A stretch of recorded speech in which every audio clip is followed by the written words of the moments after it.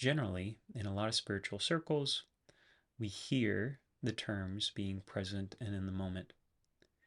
And that's hugely important in life in general, if we actually want to experience life in its richness, in its fullness. But the term immediacy of experience points to just how present we have to become with our experience for it to truly unfold and unwind our minds, our hearts, our blocks, anything that's in the way, in such a way as to allow true nature, spirit, what we really are, to arise, to come forth, to express itself, and to live our lives. Right? So generally, we hear a lot of be present, be in the moment, be in the now. With our difficulties and with our egoic structures, a lot of the times what we may see as being present and in the moment may actually feel quite dull and lifeless, almost as if we're subtly numb or subtly detached or disconnected from our bodies and from our being. So we may even say, hey, I'm really present in the moment. But have you wondered, what does that even mean? What does being present and in the moment mean to you? When you say, I'm present, I'm here, what does that actually mean? What's that experience like? Right? Does that just mean for a moment the clarity of your vision focuses a bit more, becomes a little more clear? Does it mean that you actually come into your body just a little bit more? And if just a little bit more, uh, where's the limit, right? Where does that stop? And just a little bit more present, is that you being really here and now? Is that you really being present? What could that even mean, right? So some of these questions themselves can begin to point to a really powerful exploration for yourself, right?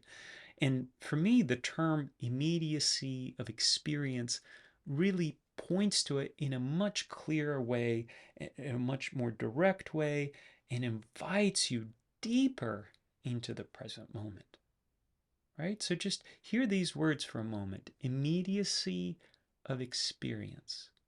Immediate, right? So immediacy, it's happening right here and right now. Immediate. There's no time lag, there's no gap of self-reflection even. There's no there's nothing there stopping you from the moment, right? It's immediate.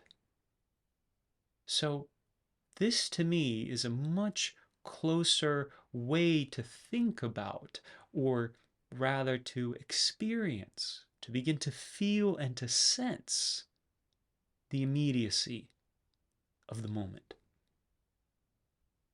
Right? And why I bring this up is this is a major piece in healing, in transformation, in waking up to our true nature. I want to say that the ego is incredibly subtle. Yes, the ego also has very hard, rigid, overt, loud expressions constantly in our life. And we see it especially in reactivity.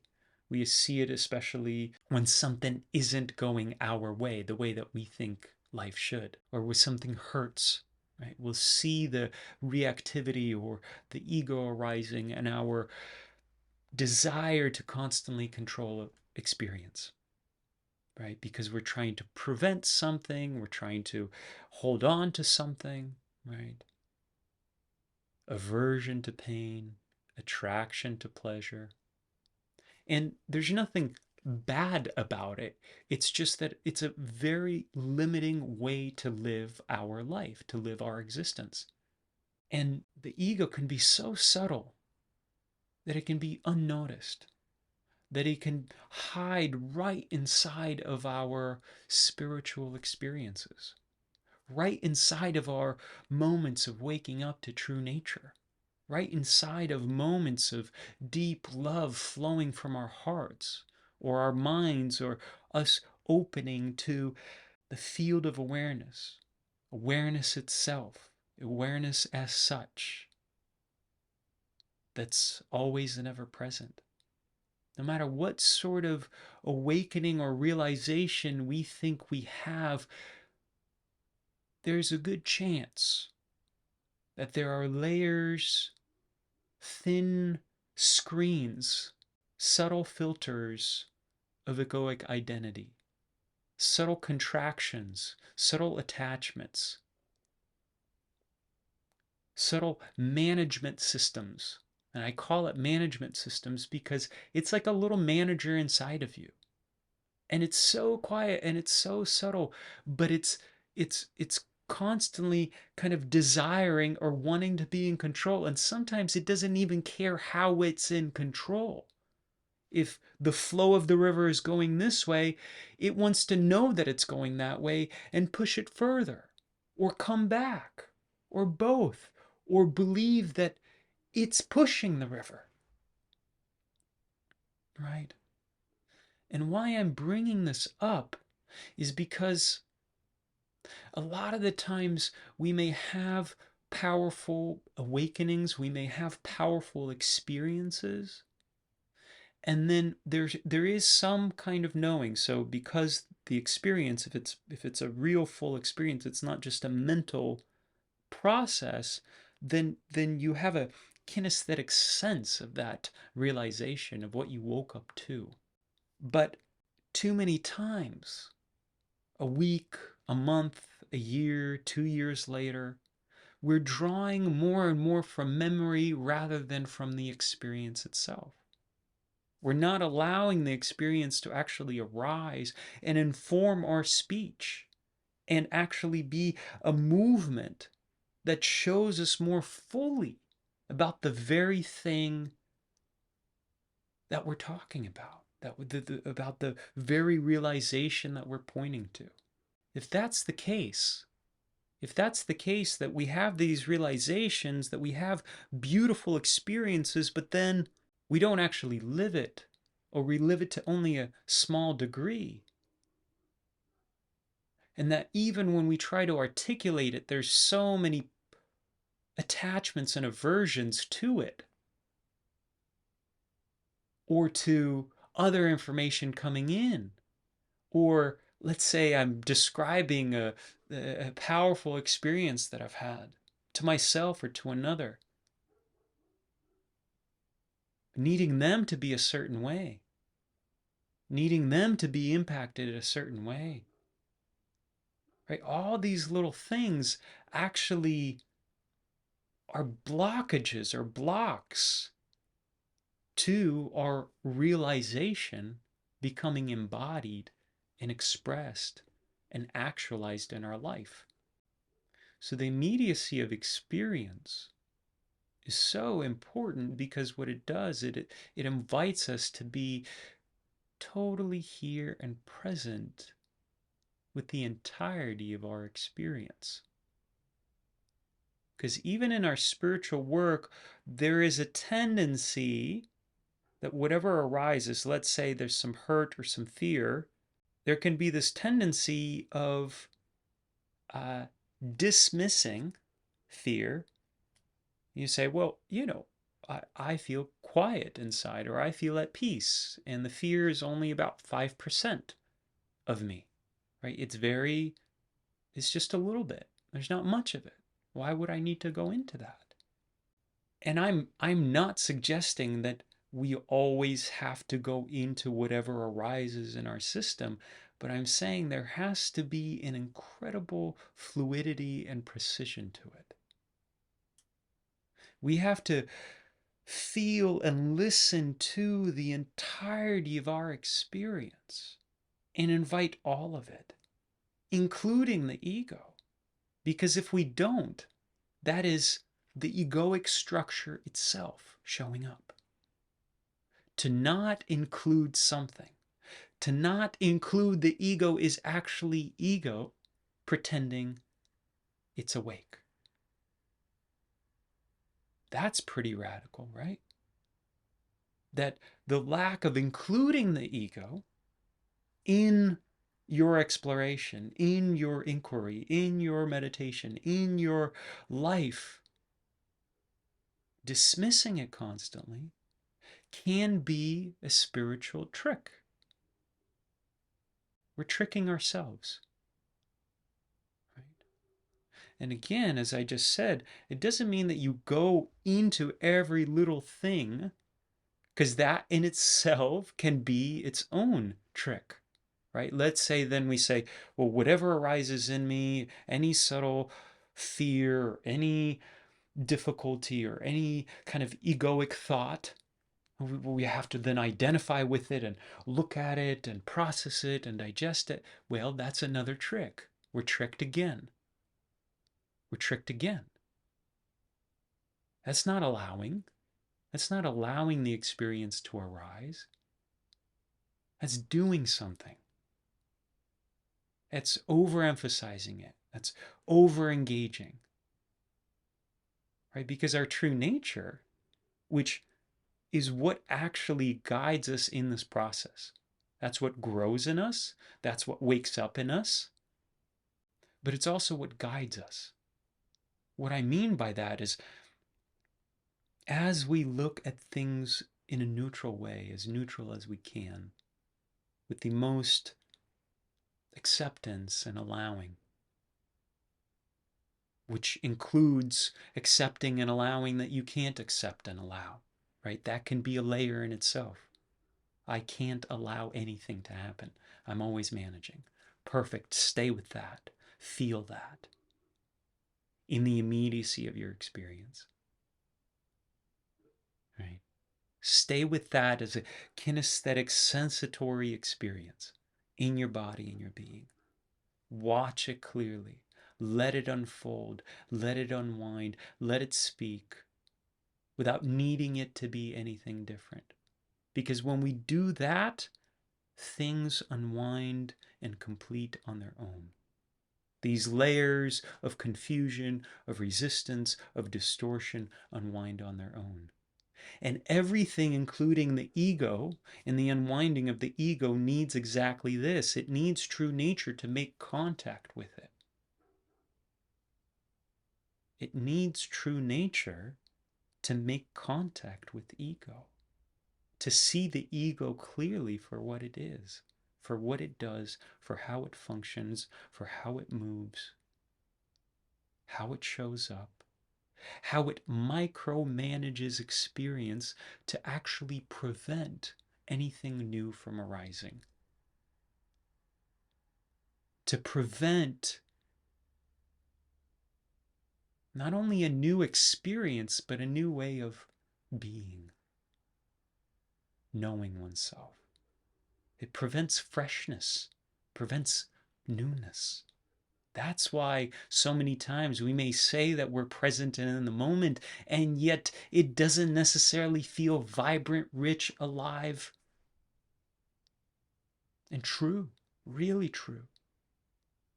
It's like, oh, I'm present and in the moment. And then we're like scrolling on our social media feed or checking out 5 seconds later, 10. How present are we actually? Is that being present? Right? So, and I'm pointing to all these things. I'm speaking about the ego and the ego structure and how it can hide all this because it is a part of the unfolding. So that what I mean by all of this is that the immediacy of experience is actually being where you are now. You welcome yourself as you are.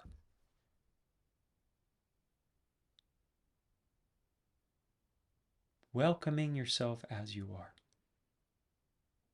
Inquiring into it, exploring it, feeling it, opening to it, noticing how there's all these ways that you're trying to manage it, softening around that, softening around the one that needs to soften all the time.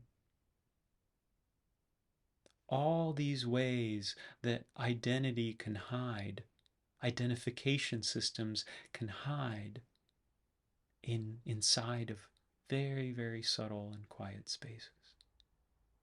And so the immediacy of experience means that you include all your senses. You include everything that you're able to sense and perceive: vision, sound, taste, smell, touch, sensatory feel, emotion, thoughts. And that's really what the spiritual journey is. Basically, learning how to unhook, untie, unwind our grip, our energetic grip onto life, onto ourselves, and let it flow.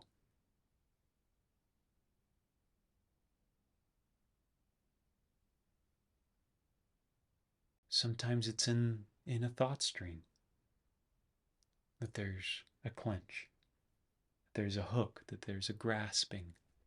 Sometimes it's in the emotion, sometimes it's in the belly. And I'll give you an example just right now, just to explore.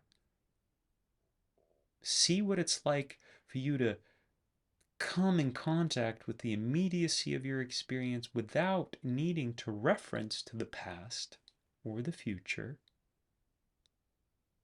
or your thought for reality, for what's here, for the present moment. Right? You just hold it all lightly. And it also doesn't mean you dismiss it or discard it or shun it. You just let it all loosely be here. Right? So in this moment, I feel my feet on the ground. There's some heat there, some warmth. Feel a little pressure in my belly. Breath in my belly. As I say that, it opens. The breath widens. The breath continues to widen. I feel greater and greater peace as I articulate my experience in the present moment, in the immediacy of it. Now my breath is even wider. Now I feel my breath in my belly and my shoulders.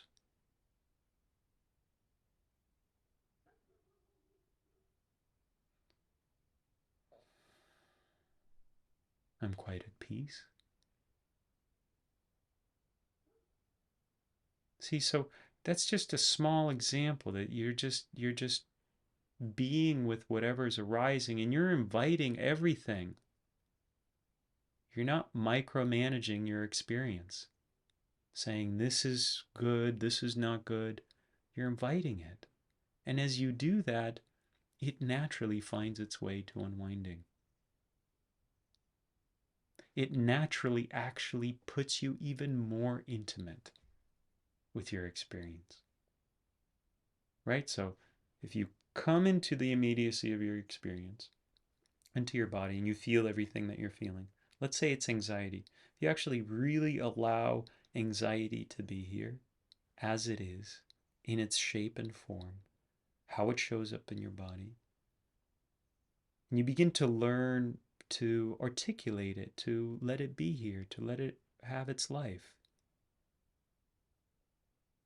that what you'll notice is that it can just unwind on its own. And as it does that, it actually brings you more fully and more present into the moment. It actually brings you closer, more intimately into yourself.